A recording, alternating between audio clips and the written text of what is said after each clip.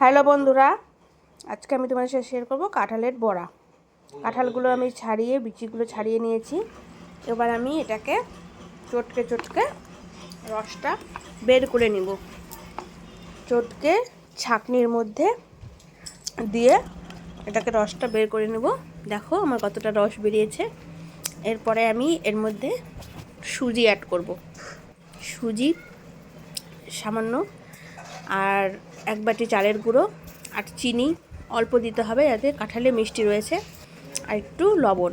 তারপরে এটাকে চটকে চটকে ভালো করে আমি মেখে নেব। যত এটাকে মাখা হবে তত কাঁঠালের বড়াগুলো বেশি ফুলবে।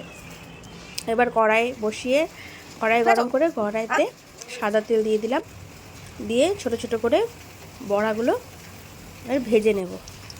গ্যাসের ফ্লেমটা লো রাখতে হবে। আস্তে আস্তে বড়াগুলো ভাজতে হবে। দেখো আমার কাঁঠালের বড়াগুলো রেডি। খুব টেস্টি হয়, তোমরা বানিয়ে দেখো। আর আমার রান্নাটা যদি পছন্দ হয়, লাইক, কমেন্ট আর সাবস্ক্রাইব করে দিও।